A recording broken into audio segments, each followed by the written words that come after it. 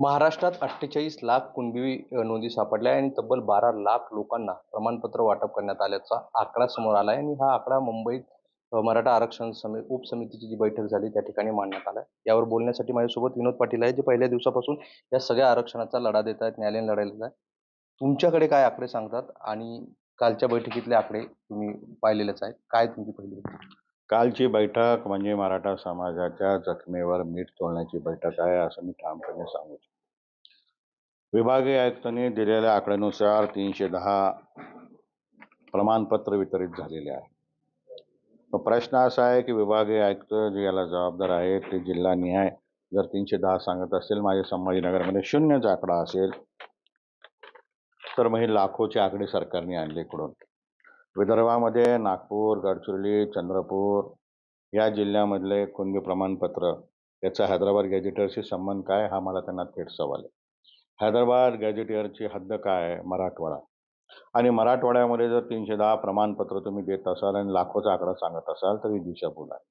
माझा त्यांना थेट प्रश्न आहे की 310 आकडे जर याच्या संचिका पाहिल्या तर ह्या देखील जुन्या पुराव्या आधारित अर्जावर लिहिलेलं असेल हैदराबाद गॅझेटनुसार मला प्रमाणपत्र द्या, परंतु फॉर्मॅलिटी प्रोसेस हे जुन्या कुणबीप्रमाणे झालेली आहे, हे मी तुम्हाला या ठिकाणी सांगतो. मला एक वेगळी भीती वाटते याच्यामध्ये. भीती काय आहे?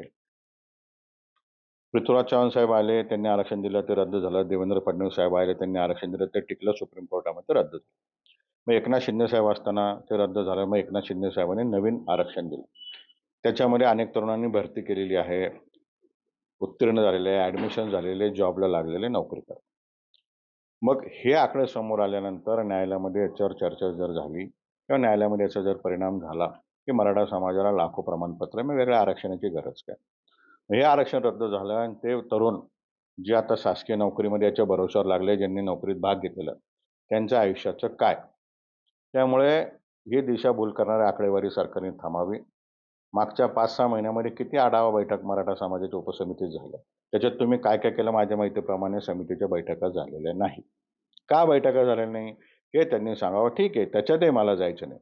माझा प्रश्न असा आहे की 310चा आकडा आहे, राहिलेल्या समाजाला तुम्ही प्रमाणपत्र कधी देणार, याचा खुलासा सरकारने करावा. म्हणजे हैदराबाद गॅजेट जो मुंबईचं आंदोलन झालं त्यानंतर जे हैदराबाद गॅजेटनुसार 310 मिळाले आणि आकडा जो सांगितला जातो, तुमचं जे म्हणणं आहे फुगून सांगितलं. कुठेतरी आंदोलनानंतर ही सगळी जे आकडे आले समोर, फसवणूक झाली. मी परत सांगतो तुम्हाला की समितीकडनं किंवा सरकारकडनं आम्हाला अपेक्षा काय होती की तुम्ही शब्द दिलाय.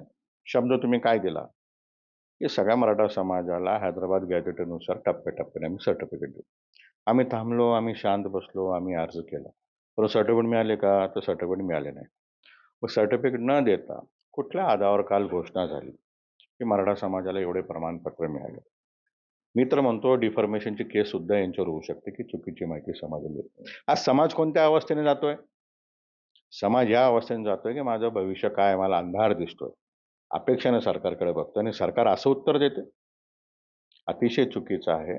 समितीने याचा खुलासा करावा आणि हैदराबाद गॅझेटरची जी मर्यादा कक्ष आहे मराठवाडा, याच्यावर त्यांनी चर्चा करावी, आम्हाला खुलासा करावा. मग कधी देणार हे सांगावं.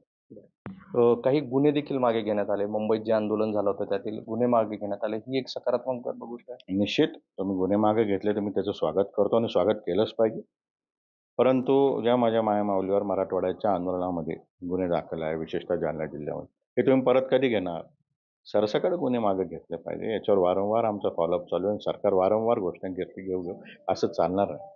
आणि या पलीकडे जाऊन शासकीय नोकऱ्यांच्या संदर्भात देखील चर्चा झाली. मला चांगलं आठवतं ज्यावेळेस एकनाथ शिंदे साहेब मागच्या सरकारमध्ये होते, आम्ही सर्व सहकार्याने मागे लागून त्यांच्याकडनं कॅबिनेटमध्ये ठराव पास करून घेतला. पण नंतर आमची चूक लक्षात आली की त्यांना एस टी महामंडळात जॉब मिळाला. एस टी महामंडळामध्ये पगार मर्यादित आहे, सुविधा नाही. तेव्हा आम्ही सगळ्यांनी अशी मागणी केली की कर्ता कुटुंबातला तरुण निघून गेलेला आहे, आरक्षणासाठी त्यांनी आत्मदहन केलेलं आहे, शहीद झालेला आहे. आणि अशाच्या कुटुंबाला शासकीय सेवेमध्ये परमनंट जे डिपार्टमेंट आहे सरकार, त्याच्यामध्ये नोकरी मिळाली तर फार चांगलं होईल, अशी देखील आमची मागणी आहे. बरं, आणखी एक निर्णय झाला आहे, तो म्हणजे सातारा गॅजेट लागू करण्याबाबत देखील आदेश देण्यात आले. पुण्याच्या विभागीय आयुक्तांना तसे आदेश देण्यात आले.